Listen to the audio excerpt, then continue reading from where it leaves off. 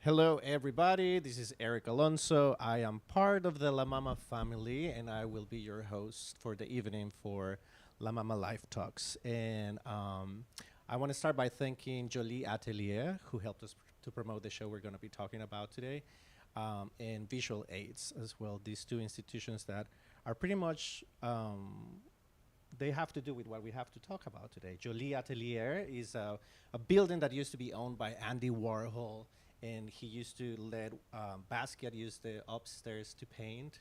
And most recently, Angelina Jolie bought this space, and now they have three designers and the artists meet in the area. They have a very nice Venezuelan chef. It's one of my favorite spots in the area. And then Visual Aids, which is an incredible institution that through art supports HIV positive artists and enables provoking conversations around this important topic that affects everybody. And today we're going to be actually talking about these incredible artists from the 1980s that used to live in this area of the East Village and died in the 80s of AIDS. And I have with me my really good friend Fabio Kerstik. Kerstik. How you doing? I'm very good, Eric, and thank you for having me in this incredible theater. Thank to all La Mama family. I'm very happy to have the chance to perform for the second time this show in La Mama in You're the part of the community family. space. You're part of the family. I met you for the first time. I think it was December. Yes. The last time you were here, Mhm. and it was. It might sound cliche, but there are three important moments in my life as a gay man. Mhm. The first one, very cliche, is I was very young and I went to Stonewall for the first time, Mhm. and it was a feeling of like, oh, this I stand on the shoulders of these people, Mhm. and the reason I live the life that I live is because these people fought for Mhm. me. The second one is when I went to El Castro for the first time, Mhm. and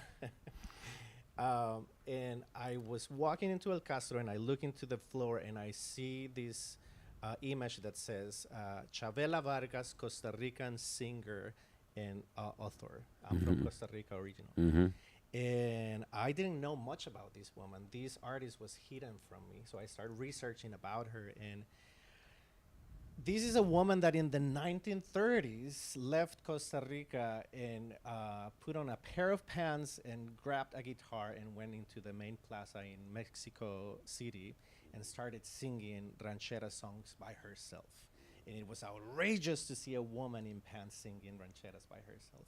And this is a woman that Frida Kahlo fell in love with. And later in life, when her career was lost, it was Pedro Almodovar that rescued her career, and she was touring through Europe. And I use her a lot in my work as a director. And one of my favorite experiences was I did something at the Actors Studio School, and this French man came to see it.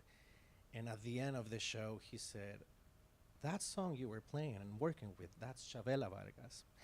And I was really shocked that this woman that had been hidden from my consciousness was living in the consciousness of other people beyond the borders of my country. And that's a little bit of what you are doing. I think through your show, Visual Diaries, which is coming to La Mama from May 28th to June the the 1st. 1st. Yes. Uh, you are going to be talking about these incredible artists, painters that kind of came to visit you. So the third important moment of my life as a gay man was, I think, seeing Visual Diaries for the first time. When I saw that, I was coming back to New York City and I was going through a painful divorce, and I didn't know exactly what this new time of my life was going to be like returning to the city. And there was something about seeing the community, the neighborhood that I was going to be living in, and the art, and that made me feel welcome and that I belonged and that my struggles as an artist and in my personal life as a gay man had a meaning. And well, thank you for that. It's very touching what you're telling me, of course, because at the end, I decided to develop this project, Visual Diary, 2 years ago, and I was actually very worried about bringing these three New York stories to New York, because the story of Patrick Angus, Larry Stanton, and Darrell Ellis are real New York East-West village stories. And as an Italian director and performer, of course, when I perform it in Italy, all the topics were quite far away from the imaginario, we said, of the spectators. But here Hmm. in New York, in the East Village, in La Mama, the first day of the show, I mean the premiere, I was really worried about the reaction of the audience, because as a foreigner, I was coming in the heart of the Yeah. story to tell to the New Yorkers something that belongs to their story more than to my story, in a way. Even if my story, my research on the work and life of these three artists, it's something that touched me so deeply, Yeah. that the necessity that I have in sharing my story and the story of these three artists with the audience Mm. brought me also to New York. And And you said you decided to bring it 2 years ago, but you've been working on it for like a decade, yeah, more than probably 10 longer. years. Like, Yeah. everything started in Paris, actually, because a friend of mine, Tommaso De Luca, showed me a picture of a painting by Patrick Angus from his phone. And it was the picture of, it was an image of a painting that was depicted a gay porn cinema. Hmm. And I found the painting extremely beautiful, and the painting was visually incredible, and in a way he was able, this artist, to make a porn cinema look elegant. Yeah. And I saw many references to the work of Edward Hopper, Picasso, but Yeah. also David Yeah. Hockney. Yeah. And Yeah. so I started the research that brought me to Arkansas, and I visit his mother place, and I discover all her archives and all the works that were completely forgotten. It There's a was beauty. 2014, actually. 2014 Yes, when you yes, came to yes, Arkansas, yes, but exactly. when was 2012 is the first time Paris? that I saw like one of the work of Patrick Yep. Angus in Tommaso's phone, and 2 years after I had like the possibility to fly to Arkansas and to Yeah. meet finally the mother and discover a treasure. Yeah. Yeah, yeah, yeah. But I think there's something really interesting about when an artist visits you like that in almost a Absolutely, mystical way, yeah. and you either listen to it or you don't. Mm. But and then there's a beauty in seeing the environment where he grew up in Hmm. Arkansas, to contrast it with what he found when he moved to New York, New York in City, right? 1984. And you mentioned the influences from Picasso Yeah. and other artists, and I mean, we live in New York City, some of us, and then we have access to the MoMA, to the Guggenheim, to all these incredible artistic institutions. Some of these artists that you talk about, that's what they did. They moved here. They went. There's a painting that Angus did when he saw. I think it was the Guernica, or It was like it was the retrospective of Picasso in 1984 at the MoMA, and he made MoMA Angus Picasso, yeah. which is an homage to Picasso, and of course, like for Angus coming from the countryside, let's say, arriving in the city was the possibility from one side to discover the work of art, and so get access to all the museums, all the shows that like in the city were like of course incredible, and also discover the nightlife Yeah. and the possibility as a gay man to enjoy the nightlife and to discover himself also how fun and interesting gay life could be. I think what I love about Patrick Angus and the way you present it is how we see that section of his art when he was still living in Arkansas, or whenever he visited. I think he visited 1 or 3 times after he came out to his parents and he told them that he had AIDS, and he was dying. And he would commemorate these visits with paintings. Yeah, he of- made like 3 incredible paintings. After calling the family to say that he was gay, that he was sick, and that he was dying, he went back to Arkansas 3 times. The first time he made a portrait of the mother reading a newspaper. The second he made a portrait of the father, and the third time he made a double portrait of the parents. And then you contrast that with what you were talking about, like him going to the nightlife, to that Absolutely. underground gay scene of New York City, or the porn cinema. Yeah. But there's a very high level of artistic taste in Yeah. these things. Yeah, and there's also something that for me is really important. The work of Patrick Angus is mostly about queer environment, queer spaces. So spaces where the community, our community, was really able to enjoy the freedom of being gay, of being out. They were like safe places in a way, even if everything was developed during the AIDS pandemic. So in a way, there is also this contradiction. AIDS had never been a theme in the work of Patrick Angus, for example, while in the work of Larry Stanton, like when he was sick in the hospital, he made these AIDS drawings, which are quite incredible. But again, I think that both Patrick Angus, Larry Stanton, and Darrell Ellis, they were really able to, in a way, capture the energy of the city and be able to transform it in something very personal. So when you first heard about him in 2014, he was not as well known, or what's the case? Patrick 'Cause Angus when you was- went to mhm. Arkansas, you literally walk into his mother's home, and Yeah. she collected through Yeah. decades. Yeah, He she- just kept She her- kept everything everything. in boxes, and both the mother, Betty Angus in Arkansas, and Douglas Blair Turnbaugh, the estate of the artist that was based in New York, they kept the work, and especially Douglas really tried to promote the work of Patrick Angus to publication, articles, donations to museum. But it's true that, like, after my trip to Arkansas, after the work of a gallery in Stuttgart, Thomas Fuchs, developing a project about the estates, an important exhibition in Stuttgart, together with my exhibition staged in Milano, it's true that we had a chance to bring back the work to life, let's say. And in a way, this show, it's also the possibility once again to show to the audience the works and tell to the audience the story of these artists, Patrick Angus, but also Larry Stanton and Darrell Ellis. And of course, there's also the theme of the legacy. What does it mean to preserve, to promote the work of an artist who died very young? How old was he when he died again? 30, they all died between 35, 37, 39 years. So I mean, like, before their 40s. So Yeah. there is also a question about this generation of artists who died very young, which is, what if?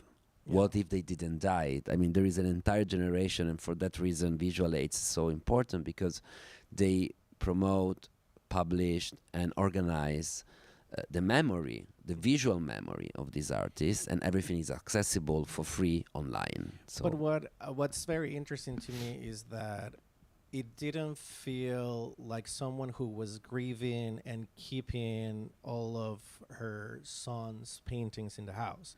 It felt like someone who recognized there's talent here and it needs to be preserved, and Yeah. maybe it's not in a museum right now, but it will be.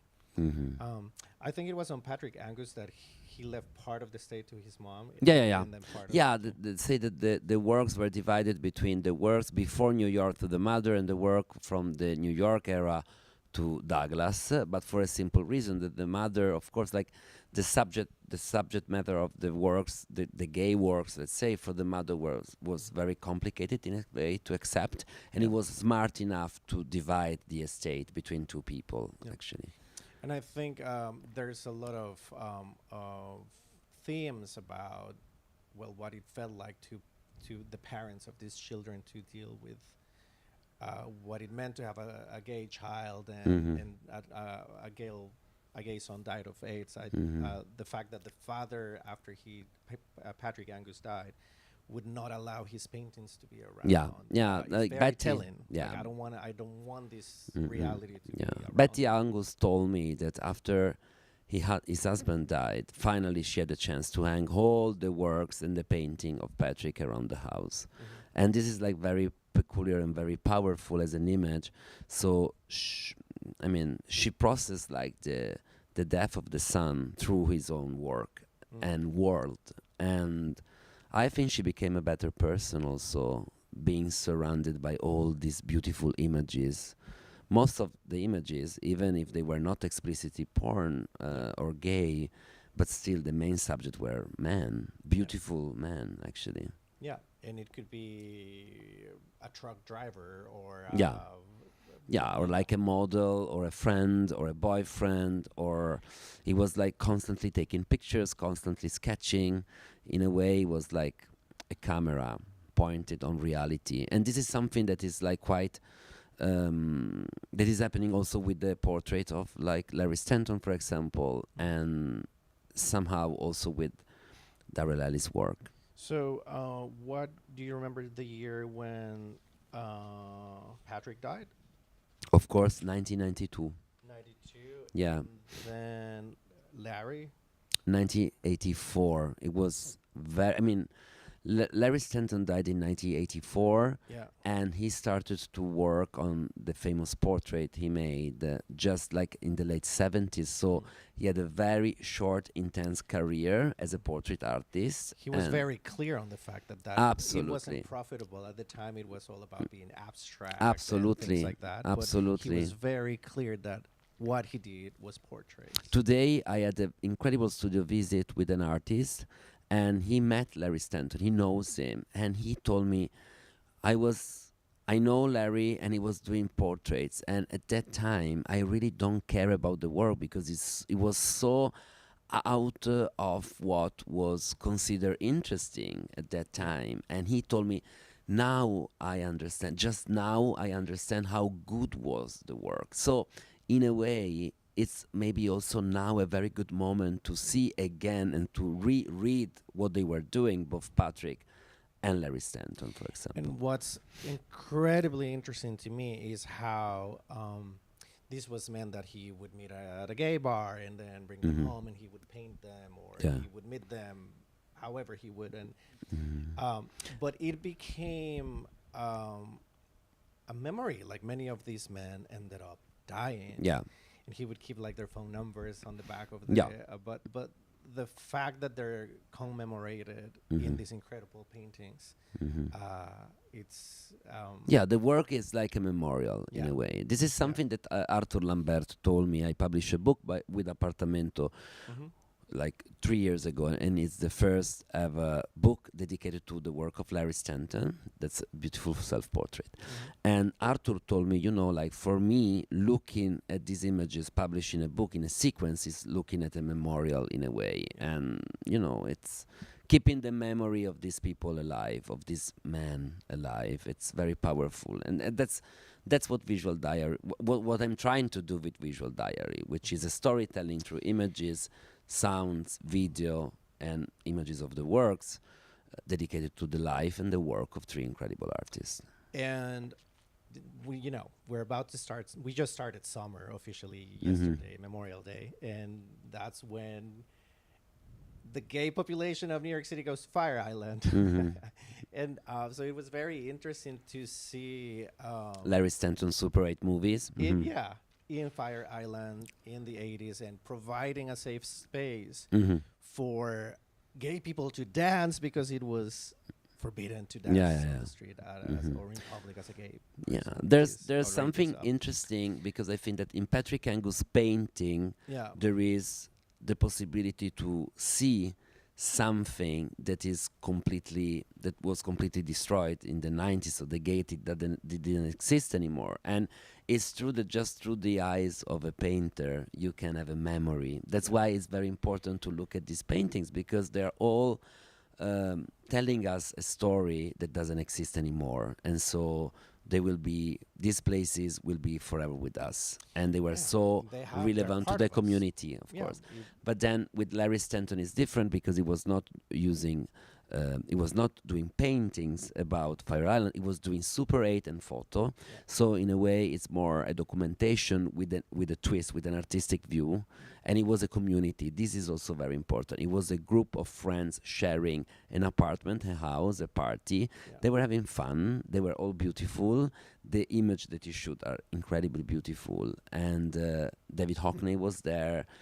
Christopher Eicherwood was there. There was also a mix. There were not border between cultures, age, nothing. There was just the idea of sharing a space altogether, which is very Yeah. fascinating to And me. I think if I ever visit Fire Island this summer, then Mhm.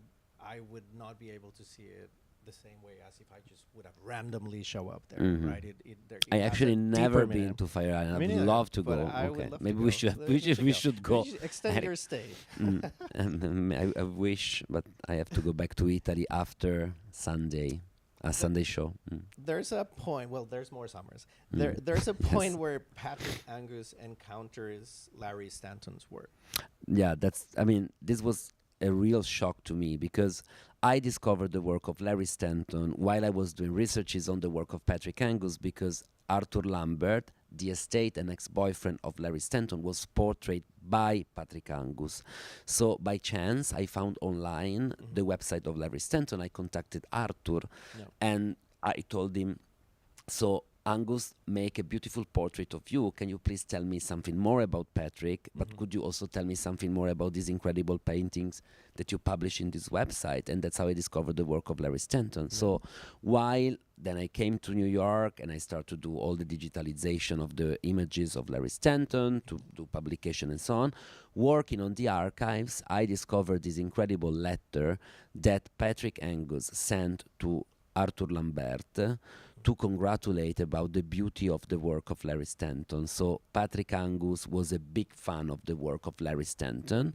They never met each other because Larry died in 1984, which is the year when Arthur Angus finally moved to New York. But again, it was really, I was very touched by the fact that, as me, also Patrick Angus, he was obsessed with the beauty of the portrait of Larry Stanton. So even without knowing each other personally, there was a connection between the two of them. Especially Angus looked a lot the work of Larry Stanton that in a way influenced his work. That's great. Almost as if he was saying, "Great that you're paying attention to my work, but hey, And take a look at that." yes, I mean, like, there's many coincidences in all the story. One of the things that was extremely touching to me was that when I came to see your show, I came with what I call the old gays at La Mama. These are also people that are, I don't know, in their 80s and grew up in this neighborhood. They have been here forever. So they were here while all of this was happening.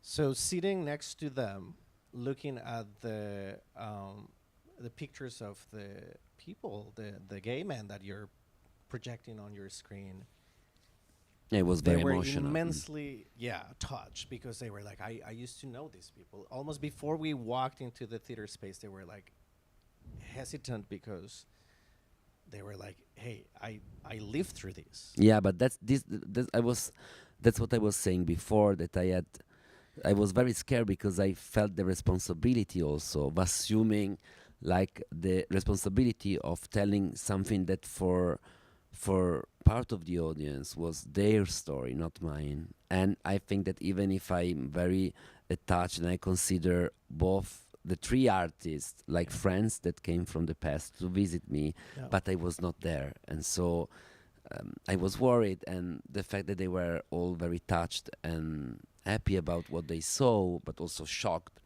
it was very important to me. Also the importance of La Mama has a very intergenerational audience.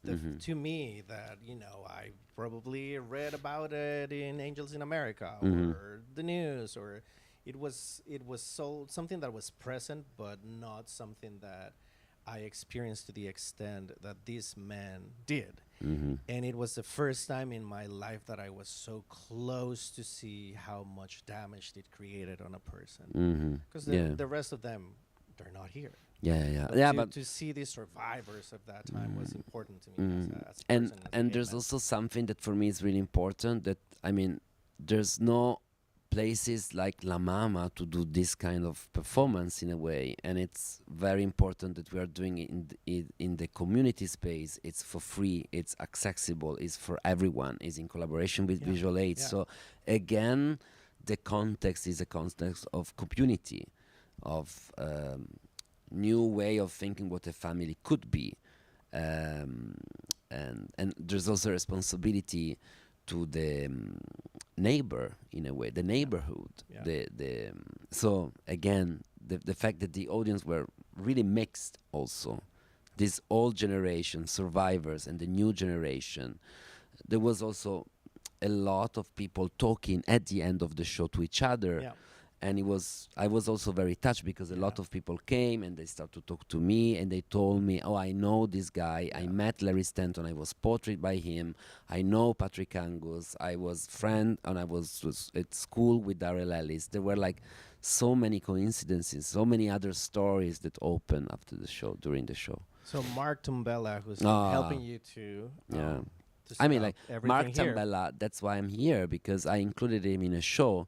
And Mark is not just the technical director of He's a La Mama, painter. he's also a very good painter, and he do beautiful drawings. So And do you know that he personally knew Daryl Ellis? yeah, he told me. yeah. Yeah. So, So again, like another coincidence. And Darrell Ellis, which is the third artist that I'm introducing to the audience through Visual Diary, was another obsession. I mean, it was an incredible artist. It was working mostly on photography and drawings, and his personal story is very peculiar because the father died, killed by the police before he was born, before Daryl was born, and the mother gave him these boxes full of negatives and photos that the father shot when he was alive. And he started to do and develop his work using this material that belongs to his family memory, rewriting the story of his family through a technique that mixes together sculpture and photography, obtaining these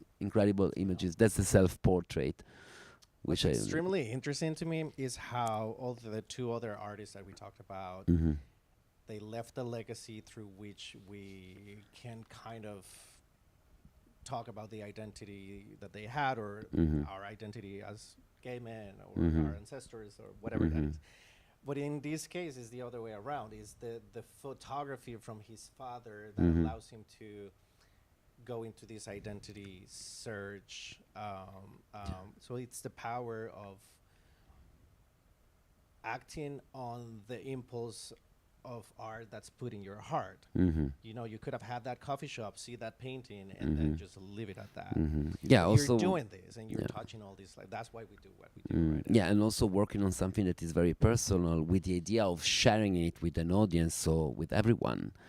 And I think that, I mean, that's this action of sharing. It's the main action of Visual Diary, like, is sharing the story, sharing my personal story through the words and the videos and the images, sharing with the audience my passion for these three artists, and sharing the story of these three artists and the work of these three artists, and in a way giving the possibility to everyone to understand why I really like the work. Because I thought, if I like this work, the work of these three artists so much, maybe other people will be interested in knowing more. And that's what Visual Diary is. It's like me telling the story of my love for the three artists, sharing it with the audience through words, images, and sounds. And you know, it's we see it many years after to talk about their art and their work, and but just like many artists out there right now, they went through extreme difficulties where they had to manage a way to survive and live in the city, and there's a super funny or interesting or great story about how two of them actually worked as At the security MaMa, guards yes. at the MoMA. Yeah, both Angus and Darrell Ellis in the That's same crazy. years. In the same year, Yes. but they never met each other. No.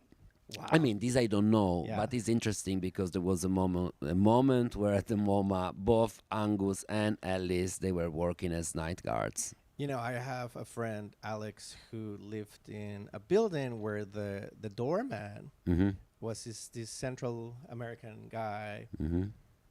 who liked painting. And Okay. he was like telling me stories about the next thing you know is this guy's art is being discussed in like NYU art class Okay. and things like that. You don't know. You really don't know. Mm-hmm. We were making ends meet to do our art. But that I think you say on your show that every time you go to the MoMA now, you Yeah, yeah. I look like very carefully about and very with a very specific eye to guards. Yes. it's true, it's true. Um, so you've presented this work in Basel. Yeah, You're at the bringing it back Kunsthalle. to Yes. La Mama. Mm-hmm. You've done it in Italy. Mm-hmm. Um, where does it go from here, or what's these are three chapters of a larger book, Yes, or yep, absolutely. Yes, I mean, like I'm gonna tour like in Italy and Europe starting from October, and this format in a way is very adaptable. So, for example, in this at La Mama, the screens are in the angle, like and there are two. Like in Italy, I perform it in a bigger stage with more set and lights change. In Kunsthalle Basel, I made a version for just one screen, bigger just behind me. So in a way, uh, it's adaptable, but it's also a format, as I said. So the next chapter will be dedicated to other artists from New York, mm-hmm, and it's gonna be called Amigos y Amigas, mm-hmm. and is it will be developed from a book and a show that I curated 1 year ago during the Venice Biennial and in Brescia at Galleria Palazzo, and it will be a focus on Roberto Juarez, which is Oh, a very close friend of Mark Tambella. Mark Tambella and Jeff Peroni and Arch Connolly and Elaine Rychek and like this group of incredible artists, Jimmy Wright, all based in the East Village. So this is gonna be like a new chapter. I'm very excited about it. do you think, because you have an opera directing Mm-hmm. design background, Mm-hmm. it's really interesting to see you take your storytelling background and mix it up to tell But this story. But how are you gonna do? Are you planning to do the next chapters in a similar setting or something absolutely, yes. similar setting? Yeah, I mean, what I want But to most add of these is a people you mentioned are still alive. yes. So are they part of the show I or? tell you what I'm thinking. I'm thinking that, for example, I want to ask Elaine Rychek to work on a um, memorial sculpture that can be installed on stage, Yep. dedicated to the three artists that died, unfortunately. Yeah. And there's gonna be interview with the artists that are still alive in New York. If I will perform in New York, they can be on stage and be part of the show. So of course, at the end, what I'm doing is try to develop a storytelling with all the ingredients that I could have. So it can be archival video, but in this case, I can play also with the fact that they are alive, so they can be on stage with me. They can be recorded and projected with when I will be in Italy or in Europe. So at the end, what I'm doing is an effort of sharing what I like with the audience. Yeah. And that's it. I think art, when it's honest, is extremely powerful. It doesn't matter at which stage it is. If Mhm. it could be on a very early stage, or it could be someone that's at the end of their career with all this experience and craft. Mhm. Uh, but the fact that it outlives uh, efforts to be suppressed, Mhm. the fact that Chavela Vargas found me Mhm. in San Francisco, miles and miles away from my hometown, and the fact that all of these three artists had people that recognized that their art needed to be preserved. Um, it just speaks to the power of art. I think you should not miss the opportunity to come to these free event from May 28th to June 1st. Just go to lamama.org and make a reservation for your tickets. Is there anything else that you feel that you want to tell people about Visual Diaries before we finish? I think that I hope that there's gonna be a lot of people coming because I'm doing it for the audience, and I hope that there's gonna be a variety also of audience, which is really important to me. That can be the art world and the theater crowd and people that are just curious, neighbors, and I think that at the end the most important thing is that the works and the life of these three artists is just a little part of a story that is much bigger, but you need to start from something, and I hope it's nice to start with Patrick Angus, Larry Stanton, and Daryl Ellis all together. Well, thank you for being here again. Thank you, Eric, Thank you and for being thank a you, great Mama. friend. And And thank you thank for you. listening. We hope to see you here See May you in the 28th theater. to June 1st. Ciao, Thank you. ciao. Ciao.